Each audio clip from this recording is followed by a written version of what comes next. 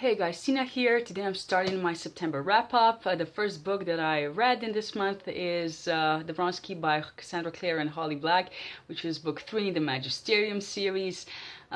This series tells the story of Callum, who is a mage, and he has been told throughout his life by his father that magic is bad, and Magisterium, which is the magic school in this world, is bad as well. And when he goes to the trials to be accepted or not to the magisterium, he does his hardest to fail, and despite that, he gets accepted. And we get to see him learn magic, make new friends, learn about their past, his past, everybody's past, and it's a fun, really fun series. This is book 3, so we get to see how the story continues. I've heard comparisons with Harry Potter, but except for the basics, it really is not anything like Harry Potter. I think it's a much lighter read. The issues I don't think are explored as deeply as with Harry Potter, and it's similar but not really the same. And if you're into middle grade, I would definitely recommend you pick this book up, or series up, and try it for yourself. I finished rereading The Queen of Shadows by Sarah J. Maas. This is book 4 in her Throne of Glass series. I'm not going to speak about the book itself because spoilers and all that, but I thought I should reread it before moving on to Empire of Storms, because just so many things happen in this book and I definitely didn't remember every detail. So before I move on to Empire of Storms, I decided to pick this one up again, and I loved it just as much as last year. I really love Selena in Heir of Fire and Queen of Shadows. Before that, I thought she was really immature, and now she's still arrogant and sometimes can be a bit childish, but she's definitely grown up and decided, to be a bit more responsible and do her duty, and I really like that. And I think that's the major, when people say that with the series, in general, you either like book 1 and 2 and don't like books 3 and 4, or it's the other way around, I think. There's a lot of that divide going on, and I think it mostly has to do with her character and the character change, which I don't think it's necessarily unreasonable, because people do change, and especially when you go from teenager to an adult, the world suddenly changes, and it's not all black and white, but it's really all in colors and shades of gray, which I'm not. Don't go anywhere. It's just a phrase. So yeah, I really like her here. I don't know, I love the characters. I think the things that happen, the fights that they have, the misunderstandings, the disagreements, I think that's all perfectly natural. So yeah, I'm fine with it, and now I cannot wait to finally pick up the next one. This one took me such a while, a long time to read, because I just didn't have that much time to read it, but yeah, finally it's done, so let's move on. I finished reading The Empire of Storms by Sarah J. Maas, which is book 5 in her Throne of Glass series, which is also why I cannot tell you much about this book, except that we continue on with the story of Eileen and her struggles to, become the Queen of Terrasen, and yeah, there's a lot of action in this book, there's a lot of characters. Some that we already know, some that come back. So definitely, if you haven't read this book yet and you haven't read The Assassin's Blade, go do that before you start reading this one, because there's a lot of characters from that book that show up, and I think it's definitely better if you have read that. But yeah, I really adored this book. I loved it. So yeah, I'm gonna be filming a discussion video, so it probably will be up by the time you see this wrap up, and I will link it so you can go check it out if you want to see some more spoilery stuff. So yeah. So after Empire of Storms by Sarah J. Maas, I didn't feel like reading anything that required me thinking, and of course I reached for romance novels, because as you might know anyways from my wrap-ups, I don't take romance novels seriously at all.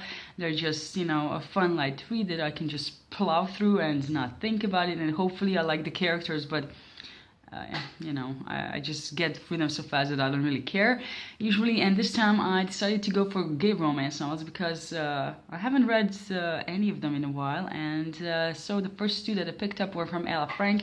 A while back I read one of her trilogies and I really liked it, especially the first one. It's called the Temptation Trilogy, I think.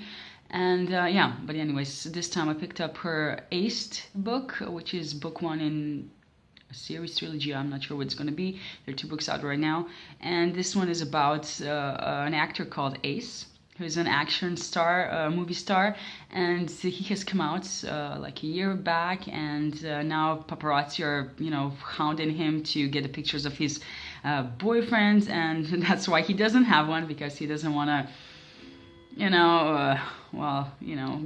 get someone involved in, and exposed in this kind of way.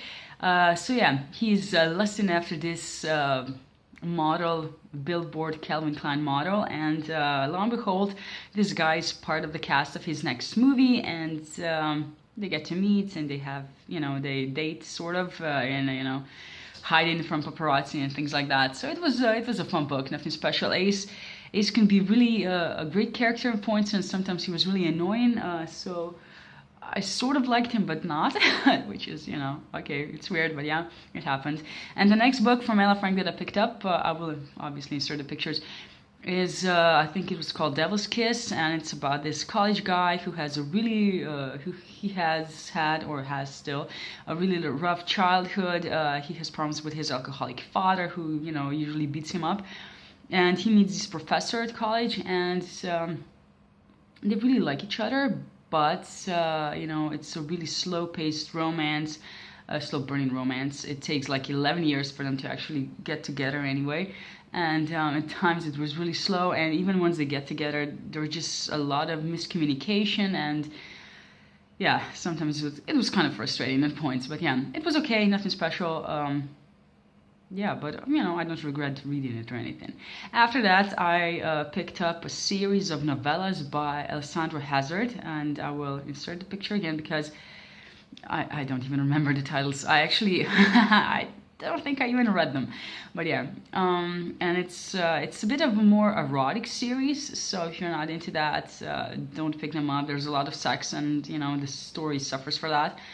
And it's basically gay for you kind of books. So there's usually a somewhat straight guy that falls for a gay guy and things like that.